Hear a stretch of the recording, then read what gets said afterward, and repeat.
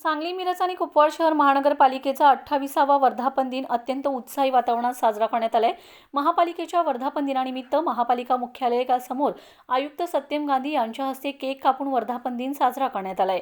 यावेळी अतिरिक्त आयुक्त राहुल रोकडे, उपायुक्त स्मृती पाटील, नगरसेवक राजेश नाईक, विष्णू माने, गाथा जगदाळे, मीनाक्षी पाटील, वैशाली गवळी, कीर्ती देशमुख यांच्यासहित महिला नगरसेविका आणि अधिकारी कर्मचारी उपस्थित होत्या। महानगरपालिकेचं वर्धापन पुढे या ना, काय आवाज येणार आहे का सर्वांना नमस्कार।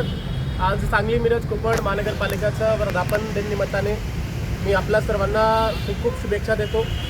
नागरिकांच्या जी अपेक्षा आहे की आपल्याला नागरिकांना सांगली, मिरज, कुपवाडच्या लोकांना चांगले सुखसुविधा द्यायचे आहे, त्यांची जे काही अपेक्षा आहे त्याला आपल्याला पूर्ण करायचे आहे। त्याच्याबद्दल आपल्या सर्वांना आज जे निवडून आलेले नगरसेवक आहेत प्लस आपले अधिकारी सर्वांना कटिबद्ध राहिला पाहिजे।